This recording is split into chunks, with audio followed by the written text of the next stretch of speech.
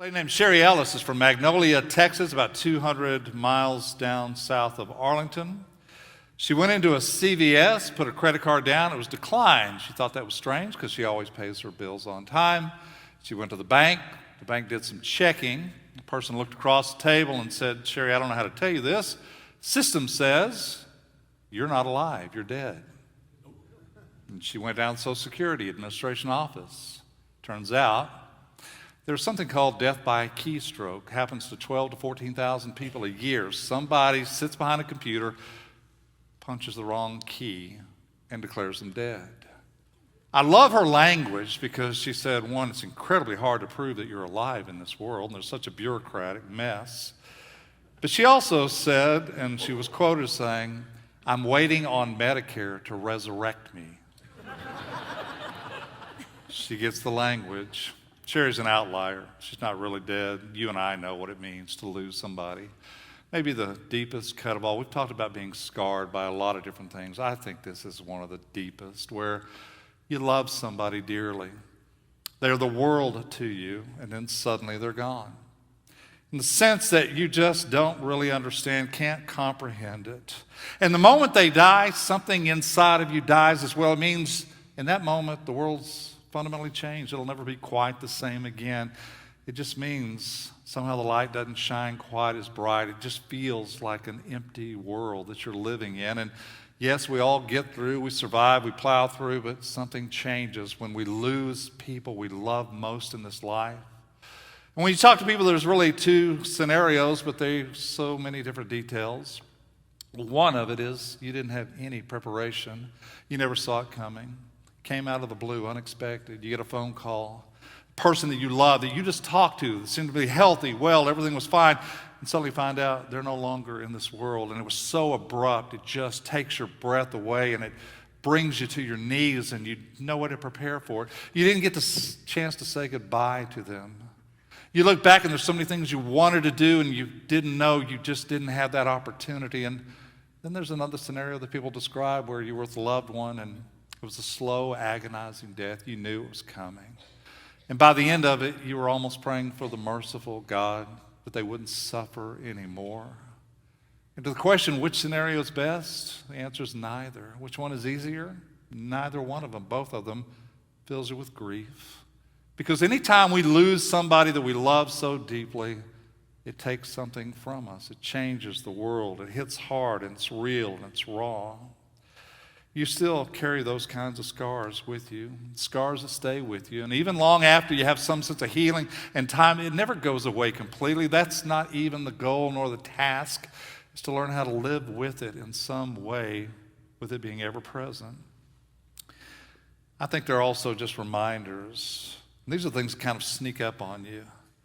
I mean, you look down and you see a pair of old shoes, or you come across an old photograph, or you hear a song and it triggers a memory. Or you begin to see an empty chair at a table that was once filled, and it just all comes flooding back to you. That's the pain of loss. That's the scars that you have. What I appreciate about the Bible is sometimes it's more honest than we are. It doesn't whitewash the harsh reality of death and dying. It just puts it out there in front. It's a part of life, and it hurts and it cuts deeply. So Mary and Martha had a brother named Lazarus, and they're all very close to Jesus. Jesus stays with them on many occasions. And so they're almost an extension of his own family, that close. And there's a moment when Lazarus becomes ill. And it's not that he's just sick, he's dying. It's very serious. And so Martha and Mary go and say to others, "Send word to Jesus quickly and let him know that Lazarus needs you. Please come as quickly as you possibly can." So why this is a strange story? Because Jesus takes his time. He doesn't just drop everything as you would imagine, or maybe as you and I would do. He just waits. And he goes on the fourth day. And that's important. The fourth day. He knows Lazarus will die. He also knows what's going to happen. But he comes on the fourth day. What's the fourth day mean? If you're a religious leader and you're looking at a body, you wait and you hope and think that the spirit still somehow is with you for 3 days. But after the fourth day, even the spirit's gone. There's no chance for resuscitation. The fourth day is the day of absolute hopelessness. If you look in the Old Testament and the New Testament, everything happens on the third day. The third day is when God acts. The third day is when something happens in creation and life. The third day he rose from the dead. The third day is life. It's full of everything, hope and promise. Fourth day is hopelessness. He comes on the fourth day. He knows that Lazarus has already passed away, that he's dead. It's no time. And when he arrives, he's confronted by Martha, who I think asks one of the more honest questions in the world. If you'd have been here, my brother would still be alive. I'm always amazed that the Bible allows those things to remain in Scripture, that somebody didn't say, if we're going to put the best light on Jesus, we can't have that kind of accusation. We got to clean it up a little bit, and thank goodness they didn't, because I think it's real. I think it's raw. I think it's what all of us sometimes feel. Martha's expressing for all of us, Jesus, I asked you to come. Where were you? Why didn't you come when I asked for you? If you would have been here, he'd still be alive. What it says is the honest answer, because that's the way the Bible does. It doesn't whitewash anything. Same scripture that'll have Jesus hang on a cross saying, my God, why have you forsaken me? And if we ever wanted to sanitize Jesus, we'd take all that out. But it's in there for a reason. Because I think it tells us that in the midst of our own grief, be real, be honest, say to God what you feel. Do whatever it is inside of you have to do to acknowledge the deep pain and loss. Whatever anger comes from that, whatever it is, give it over to God. Say it to God, and don't be afraid to say it to God, because you've been there. And if you haven't, you will be at some point. You're going to watch somebody that you love begin to slip away, and you're going to pray like you've never prayed before. You'll be on your knees begging God, and then it won't happen. The person that you love, that you prayed for, slips away from you. And then you're left with this reason, well, did I not pray well enough? Have I done something wrong? Did they do something wrong? How come my prayers aren't going to be answered? And then you begin to sort of understand what it is that we have to understand, which means it's nothing that we did or did not do. Sometimes it's life. Hardest prayer to ask is not, oh God, please don't let this terrible thing happen. I think the hardest prayer in the Bible that's ever uttered is not my will, but thy will be done, which is what Jesus says in the midst of his own anguish, which tells us we come to a final realization. I know what I want. God, I think I know what you want. But whatever happens, let your will be done. Let something come forth from this, God, that I can't see, can't acknowledge. Because I don't understand a bit of this, but I trust you. None of this makes sense, but I still lean on you. And I still have hope, even when I can't see what's in front of me. Martha says, if you'd been here, my brother would not have died. And Jesus then says something different. I am the resurrection. He doesn't say, well, Martha, you're going to see him later on in heaven. Let me help you understand the concept of the resurrection. No, he said, I am the resurrection, meaning wherever I am, there is life, there is resurrection here, now, not later, but right now, right here where you live. And he stands in front of the tomb, and here's the key verse that Carly just talked about. He wept. He cries because something deep inside of him is moved greatly. The whole scene overwhelms him to the degree that he begins to cry. So why does he do it? Because it's deeply personal. It's real. Because he knows what's going to happen, but it still doesn't suppress the emotions that he feels. So why does Jesus cry? I think he weeps for us. I think he weeps for all of us. Because he knows what it feels like to have lost someone. He knows the pain of death, grief, the darkness that fills people's soul. He knows us. Because the truth of the matter is, when we weep, he weeps. When we hurt, he hurts. Because he came to be like us, to be with us, to be one of us. He knows exactly the depths of the pain that we feel. And it breaks his heart to know. Because when our hearts are broken, so is his. I think he also weeps for Lazarus. And I thought about this. I mean, Lazarus gets to come back to life, which would be the greatest thing in the world. What kind of life does he get to come back to? Can you imagine the life that he has to come back to? You can't take two steps without somebody saying, aren't you Lazarus? What's it like to die? What's on the other side? Explain to me. What is it? And the religious authorities who are not going to go after you because you bear the witness to the one that they cannot tolerate. And I think Jesus is crying for Lazarus, meaning I'm going to bring you back to life, and it's going to be hard because eventually they're going to find you. They're going to eradicate you. Whatever's going to happen, it's going to be hard.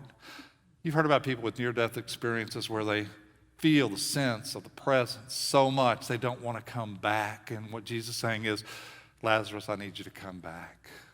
And it's not going to be pleasant. It's not going to be wonderful. The last thing is he weeps for himself. Because in John's gospel, that's what's clear. It's the moment when he raises Lazarus from the dead that all bets are off. The religious leaders are now bent on persecuting him, having him arrested, having him crucified.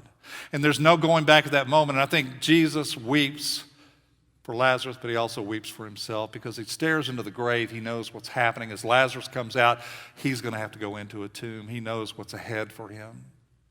But he doesn't back down. He doesn't back away, but he sees his own future and the pain that's going to happen and his own demise and his own death. He shouts to the open grave, Lazarus, come forth, come out. And he comes out and he's bandaged after 4 days as a person who has died and buried, and he comes from the tomb. And I love this line, unbind him and let him go. Set him free, which is an incredible line. And Lazarus becomes alive. I don't know about you. Some of you may have been over there. I've been to the tomb of Lazarus. There's an actual place that they report to be the actual tomb of Lazarus. Whether it is or not, it's a tomb very similar to the one that Lazarus would have been in. If you ever go to Israel, you go there, and I tell you from my own experience, it's a very tiny little opening, meaning only one person at a time can go into the entrance. And to do, you have to descend, and you have to watch the rock, and you have to sort of twist and contort your body to kind of come out of it. And when you go into it, you have to be careful. When you come out of it, you have to sort of bend over, make sure that the rocks don't scrape your back. And somebody said this, and I wish I'd have thought of it. They said, you know, coming out of that is an experience. And when you sort of see your body twist and come out of a tomb, it feels less like Lazarus escaped from a prison than he did that he was born again from a womb. I also love the idea that Lazarus is dead. You and I have seen near-death experiences where people see and sense the presence of one like Jesus. That as Lazarus is dead, and now he comes forth, he comes face to face with Jesus, and he doesn't know which side of earth or heaven he's on at that moment. The idea is, it's an important part of who we are. It's an important part of the scars to remember them. It's important to know that they don't go away, and they're a sign of healing to some degree, but they never go away, but they're also a sign of need for grace. I knew a woman who had lost her son, and she was there all the time and at church, and she stopped me one Sunday, and she said, I get it. And I said, what? And she said, the Apostles' Creed. And I said, what do you mean? I always talked about the resurrection of the body. And I just usually read it like everybody else, never gave it a second thought until I lost my son. Resurrection of the body means I will see him again. It means there's going to be a place that he'll go to, and God will keep him safe till I can get there. And it gives me hope, even though my heart is broken after losing my son. The resurrection of the body is more than just words on a paper. It really means something as well. It means it's very real. They're not just words you read. I think sometimes in our faith, we forget we are people who stare into a tomb, who look at our own mortality, who don't run away from it, but lean into it for wisdom and understanding. The CEO of Panera Bread, Ron Shaich, does something every year for the past 30 years. He sits down and he writes his own obituary, which I think is a great exercise. He said he does it every year, put in writing his own obituary. He said it changes from time to time. What he wants to do is set before him the pathway so that when he leaves this world, the legacy he leaves behind, the love that he shared with his family and his friends, his own faith, his community, all the things that he felt were important parts of living a good life, to put them down on paper. To look at your own mortality says, I'm not going to take a day for granted. I'm not going to be here forever. I have only a limited amount of time, and I don't even know how much time that is. There's a sense of urgency, not fear, but urgency, to do the things that God has created and called us to do. To be able to seize that day, whatever that day is, and to be fully aware that we are mortal, fragile human beings. So when you look at this story and they're traveling to Jerusalem and the end is beginning near, there's one also last stop along the way that we'll experience in Holy Week. It's the Last Supper. And most of us read the Last Supper and we know all the details, whether it's the communion service, whether it's the passing of the bread, the Passover feast, the washing of feet.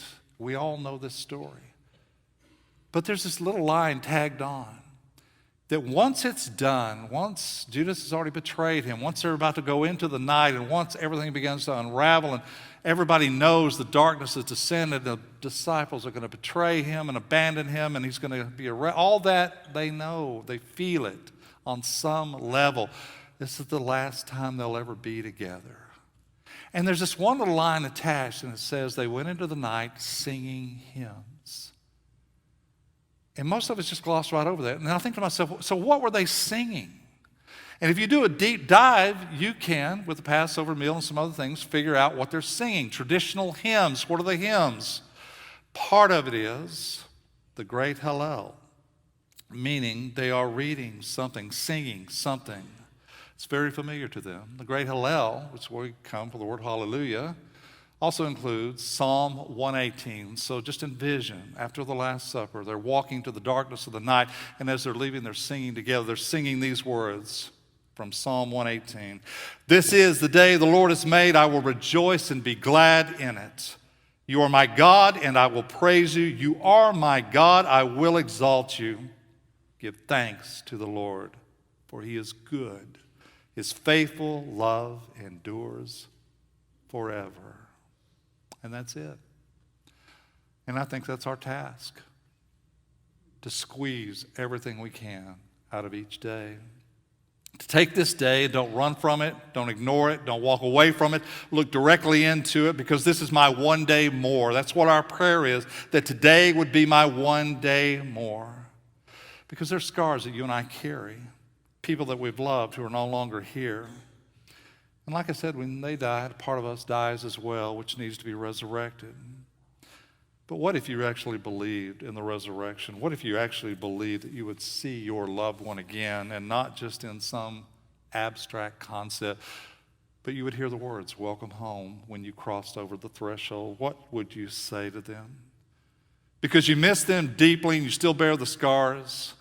If they were standing in front of you, what would you say to them? If you really believe in the resurrection, you really believe you would see them again, be reunited, what would you say to them? I think you would say this: thank you for everything you ever gave to me, because you made this world a better place. You made me a better person.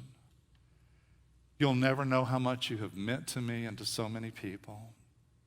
I think we'd say to them, I so wish you were still here, because I miss you more than words could possibly say. Think about you so very often. And I wish more than anything we could have just one more day together. That's what this resurrection is. That's the promise. My one day more. When Jesus brings Lazarus back to life, he says, unbind him and let him go. May he also do that for us. Every scar has a story. Every scar is a story. And remarkably, Jesus himself shows us his scars.